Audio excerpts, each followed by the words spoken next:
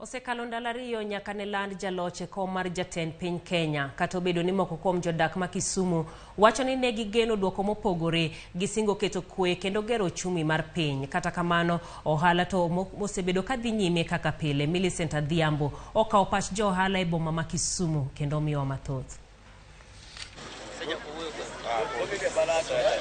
Pero kamano ahinya jail achiel kachiel kwa wuok e kar chung' geche ma Kisumu kaendi kuma bende wadwa loso gi moko kuom johala kotenore ni kuom ndalo ariyo sani nyaka nyocha ne land jaloyo e kom jatend piny Kenya. Ohala ok osebedo ka dhi nyime ka thoth dukni kod johala mang'eny nyocha oloro nikech buok kata luoro kotenore kod ni chal ka gima ne tulo nyalo wuok. Kata kamano odiochieng' ma kawuono bang' nyono ndalo ariyo giduogo kidam mondo mi gichak temo ne ginene ka bende ohala nyalo dhi nyime. Wan kod gi kaendi gimiwa pach gi nyiso odiochieng' ma kawuono ang'o miyo giduogo kopore kod ndalo ariyo ma bende gisebedo ka giloro ka ging'iyo kaka yamo dhi kata kaka lwasi mar Kisumu chalo. Machiegni nyakon Mogajwang' mondo mi watwag gi jopiny ginyiso ni to ohala chalo nade boma ma Kisumu, bende oduoge wang'e ochalo nade, en kindhem koso pod en mana orach kaka kotenore kod duoko manyocha olandi. Machiegni ang' nachako kodi ng'ina kamera tichako gi nyingi tinyisa ni ohala chalo nade. Ndalo ariyo ne Kisumu oloro, jo ohala no kowuok oko. Thoth ji kata sani an gadier nitie jogo ma pod nie udi. Inyalo wacho ng'o e wachno kichako gi nyingi? Nyinga Dan Ogaja. Ajadak ma Kisumu ka. Atiye chuny bus park ka. Wasego campaign maber magi kwe ok wariem ng'ato ang'ata, wasebedo gi campaign makare. Wach ma lendo manyo lendo go nyocha ni nobuogowa kendo nochunowa madebe ni Raila Amolo Odinga nyoko wuoyo nyoro dikoro kar ka pod pap to biwuok oko mondo at least wamanye kidam emna thecha onge gimoro mwayudo malich sani kech kata welo mwapange gari onge geche wabiro ko ka kidam geche te oringo pod giluor but koro watema at least wayude mogo monyadhi ge ot to watema mana mathis nikech ma Raila nyo wuoyo da bende Raila pok ok nyo wuoyo nyoro to dikoro ka pod kwabire to gimonyalo wacho be tok mano kanyalo wuoyo wach mani wan to wabiro ka to wabiro mana nikech wadwaro ratiro marwa kaka jokanyanam kaka jo Kisumu modak matiye bus park ka wadwaro maratich wadwaro ratiro kod adieri ko ratich wakomiwa to wan waonge wacho wabedo gi kwe warwako ng'ata mowuok e pinje moko mapogre ka bende moko go wabro tiyogo mana kwa yudo mana kwe marwa. Pero kamano ahinya machiegni mondo mini ma pachi kotenore kod wacho ohala ma bende pok waneno ka Kisumu kae ne ok dhi maber ahinya to odiochieng' ma kawuono to uduogo mondo mi unyal teme matin. Inyalo wacho ang'o kichako gi nyingi ting'iyo ng'ana kamera? Nyinga iluonga ni Tobias Ojwang' Rakwacha, jadak ma Kisumu ka.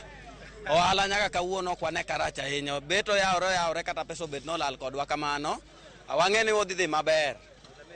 Watarajia ni be nyithindo nyalo dhi skul ko are kiny, koro nyaka wabed jomoko ma kaka ne Raila osewuoyo cha waseduogo chien kendo ohala dhi mbele to pok obedo maber ahinya, to ang'eno dhi bedo maber, ok dhi bedo marach. Pero kamano ahinya Nyikwa Ramogi Ajwang', nyinga iluongo ni Fred Otoi, an jadak ma Kisumu ka ma Nyalenda. Gima wacho ni wan gi chir nikech baba no wuok mowuoyo kendo wuoyo gi kwe momiyo jok mane oloro biashara, jok mane nigi parruok koro nigi geno moro matin. Adier ngima sani tek, pesa onge, nyithindo dok skul kendo kaka jonyuol timre dhog jomoko.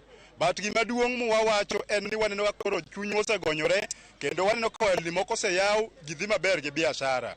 An atemo kwayo ni mondo wabeduru gi kwe, mondo waketuru babe alam, mondo giko to wang'e ni wach ni wachopo kanan koso pod wachako mi baba kinde. Hero kamano an nabiri madhaneno ka idiedo okapu e wi kanyo kotenore kod wach mar ohala mabiro.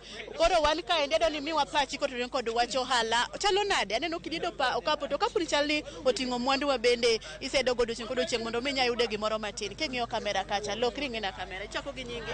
Nyinga iluongo ni Mary Atieno Uhuru. Ajadak ma Kisumu Nyaera. Ajadak ma Kisumu Nyaera. Koro wuok Nyaero kinyi sa 12 kabiro uso ganyoyo. Jogodo sani to wala onge lendo manyo lando godo duoko manok warwako ni ok ber. Mokata nyaka na chak wuotho seche giro ka setieko nyoto sani pod awuotho ko kidhir ng'ato jionge pesa.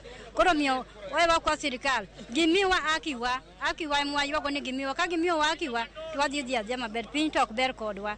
Watemo to pesa onge watema. Mane wachna. Ero kamano ahinya. kochakore nyoro ne olor dukni mang'eny nikech jakom marwa ne pok owuoyo. Nyaka ne jakom wuo, sani ohala yaw kendo dukni mopogore opogore dhi gola nyime, kendo king'iyo bus park ka be geche nitie ma abiria idho, kendo ohala dhi nyime maber kabisa, kendo kwe be wan go. To mak mana ni jopiny pod oluor, kabinde mamoko pod oluor wuotho Kisumo ka nikech giwene pod kwe onge, lakini kwe nitie. Mana kamano Nyakwar Mogajwang' kaka isewinjo kanyo ni kata obedo ni chunygi nomoko gi e thuolo ni endi, giwacho ni giseore kaluwore kod wach mane ogol kod ogai mar Azimio la Umoja Raila Odinga, ka bende giwacho ni wuoyo no endi ema omiyo odiochieng' ma kawuono giwuok oko mondo mi ginyal techo weche mag ohala. Kaka inyalo winjo kanyo Nyakwar Mogajwang', weche thoth sae matin. Gi e thuolo ni endi ang' naduoke e studio mondo mi dhi nyime kod weche manyien, nikech gi e thuolo ni endi pod wanyalo wuotho kuom gi mondo mi wawinjane to ngima gi chalo nade, orruok ma giketo ni endi gikete e yo mane. Erokamano ahinya, Jael nyalo dhi nyime. Erokamano.